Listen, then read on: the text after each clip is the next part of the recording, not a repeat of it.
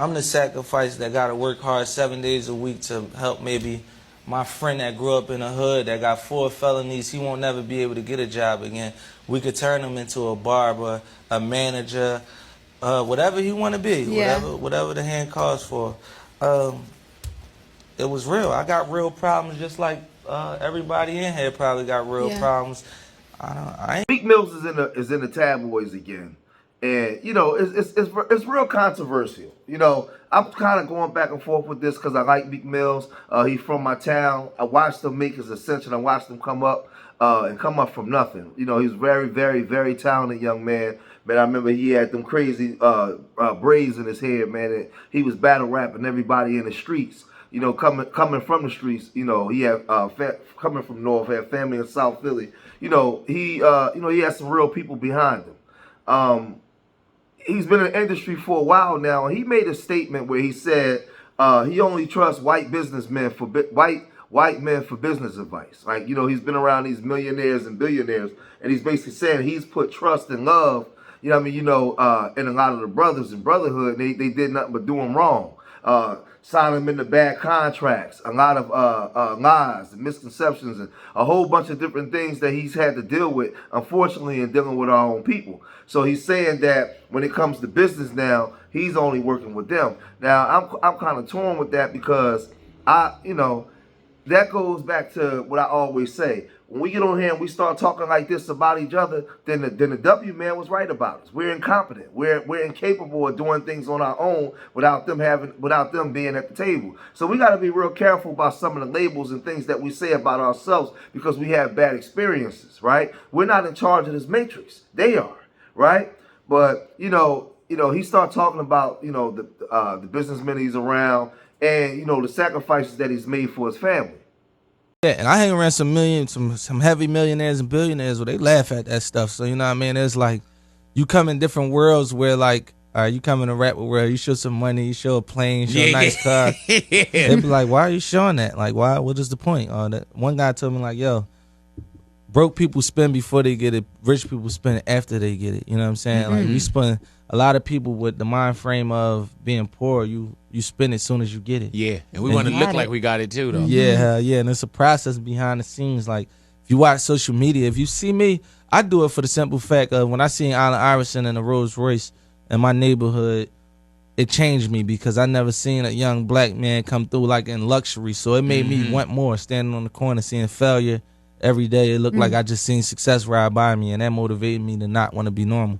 So when I do it on Instagram, I try to like just touch the people they call it lower class. We got like extreme lower class with people like. She had bad credit her whole life. I had bad credit my whole life. My mom put bills in my name since I was 6. So to even like to see my mom and be able to live better and not have to work off her back at the age she at right now is like an accomplishment for me. And we heard somebody like Nip say, he saw his grandmother on a jet. You build your grandmother a house. Yeah. Taking your family out the hood. Why is it important to be able to do things like that?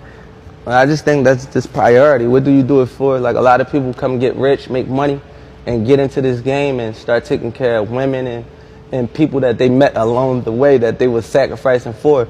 My sacrifice was always for like my mom, my grandma, my immediate family that played the part, and my support that loved me, sheltered me from a kid up to I was able to fend for myself. So my grandma was one of them people. So and again, this internet stuff is wild. A lot of times people, this rap game and the characters that you gotta be. But in real life, like outside in these streets in real life, I know the people that he got around him. Like I said, he got some real good people, real strong, real good people around him, right? And you get into this game and you work your behind off, and you do the best that you can do to try to make money to take care of your family, to give your mama, your grandmama. His father was murdered, his father passed away, but you gotta try to give your loved ones a better life, where they don't have to struggle as much. And he's been able to come in this game, coming from North Philly, coming from the places that we come from, right? People like him, people like Gillian Wallow, coming from the places that we come from. And to make it out there to be able to achieve and take care of family is everything to me. Because it's hard where we come from, man. It's real hard. And then this is like the city of haters. Like, you can get unalived in this town just for being successful, right? That's just the way it go here, man. So for him to come and make it to the manner in which he's made it, a lot of y'all out there got hate for Meek Mill as a person you never met. Like he never banged your mom or your girl. Now this is internet stuff, man. You ain't never meet that man. You ain't got no reason to hate him. It's just, but it'd be a bunch of weirdo stuff with this internet stuff, right? But he made those comments, and Joe Budden's, on Joe Budden's podcast, they came out and they spoke on this. I see Meek's message to old heads on the board, and I always love when Meek speaks out. I heard him speaking out about violence in the neighborhoods and stuff like that. So I'm always happy when Meek speaks up because there's Are you always happy when Meek Mill speak up? I am. I cringe. He always embarrassing us. All right, Meek Mill says, these niggas holding info on the next generation and snatching all opportunities and using money to control emotion. I'm going to all white men and Arabs about business and getting play. No black men, quote unquote. That's no black men, quote unquote, that's older than me. I'll never get it, but I'm gonna change that. We can't look up to the black older artists because they be damn near hating on us, it feels like. But if a white man asks them to do it, they gonna twerk for them. He's the wrong person to say that. I will never get this part. I don't care if I die in the streets, I ain't being around that devil money. I don't want none of these people saying they love me or saying my brother anymore. Just straight up head up business. The biggest manipulation tactic in business. End quote. What do you think, Joe? I really enjoy Meek tweeting too because it's always compelling and interesting. And I mean, as the guy that lost the bet and had to do the bunny rap, bunny hop. Yeah, that was just an interesting comp that he drew. I wouldn't have said that. But I think Meek is an old head. He is. And this is how old is Meek? He's not. He's not the youngest. He's early 40s. Yeah. Yo, dog, anybody in rap with 10 years in, you an old head. Meek is 38. 38. You old head. But I don't know if he's talking about it from a level of age more than business and wisdom. To a bunch of people, Meek is old head with the experience. But I'm saying the people wisdom above him that he might get information like from. the whole generation. He's talking about another generation above him. He's saying, I would give the information and filter it down to the niggas that's younger than me. The people above him that have amassed more than me, they not sharing the information. I wonder. Let what me ask: did him and Hov fall out or something? Are we missing something? Because this is what it looked like between this, the rants he had before about I'm trying to put the project together, I'm trying to come up with this money, I'm trying to get what he said $5 million in investment money. When you was running around with Hov and Michael Rubin and all the billionaire crew, I don't really see you with them like that no more. And now this statement right here.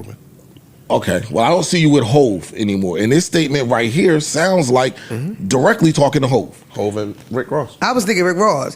I'm curious. That was the rumor. I just seen a picture with him and You Ross. just posted a bunch of pictures with him and Rick Ross. Which is also trying to say, hey, I'm not talking about Rick Ross. The rumors was that it was Hov. I don't know if it was true or not, but that's what people were, to your point, that's what people were saying. I'm curious to what young niggas coming up that are younger than him have to say about him, and did he usher anybody in, and did he help anybody? He might have. I'm curious, I've heard some, but I'm curious what the masses would say. I feel like it's always like that. You look up, and it's like, oh, I ain't getting no support, or I ain't getting whatever. But he's at the age where it's niggas looking up at him too. But the thing is, for facts from Philadelphia, it's niggas looking up to him and tried to reach out and do shit. And Meek has worked with lesser known, younger artists. Plenty of them. A lot of them. Especially artists that rep the trenches and all. He has definitely done that.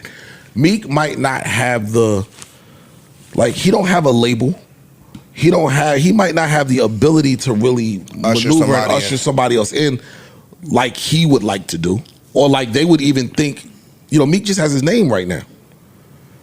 You get what I'm saying? I just don't like him speaking from, and not just him, just anybody. I don't like people speaking from only their experiences and then turning around saying all black OGs are not helping, they're not talking, they're not funneling down the information. That make me wonder who your OGs are.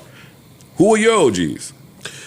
That's part of what I was asking you what you thought about it, because I was wondering what your experience was coming through the business. Coming through the business is different.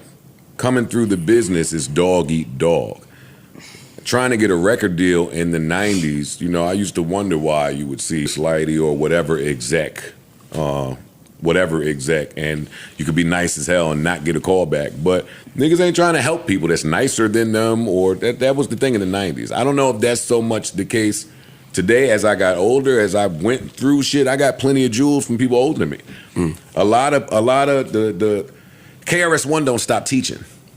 So Joe Budden's like Joe Budden said, when he first came in the rap game, it was like dog eat dog world. Every man for himself. It was hard. It was a bunch of haters. In New York, the New Yorkers at that time was gatekeeping, the record labels, right? If you weren't from New York, you wasn't getting first dibs. You had to go out of your way to prove yourself. It was hard money, man. Like, you had to be extra special or already have some type of movement going on at that time. Because New York was haters, man. Big time haters. So, he was just saying that he don't like the statement because it kind of like put a black eye on all the old heads. Where he says that when he got into the podcasting and got into business, he had a lot of old heads that gave him advice, right? But Meek Mill's experience, he's saying that it's a lot of people didn't, right? But I just think that we got to be careful when we make those statements because everybody's listening, and a lot of times, man, I just think that we talk down on ourselves, man, and we prove this W man right about us. And we got to be careful when we make certain statements, just when we upset, because that's not everybody. Everybody's not like that. But those are his experience in the music business. A lot of dirt, man. But I think it starts up top. A lot of those guys that's doing the young black men dirty, they getting dirty by these top execs at the top that don't never get held accountable. And that's why I say stay away from that game with these athletes and entertainers and all that kind of stuff, man. But y'all let me know what y'all think, man. If you made it this far in the video, hit that like button. Subscribe to Street Media TV. Leave your comments in the comment section. Remember, I love y'all. Till the next time. Peace.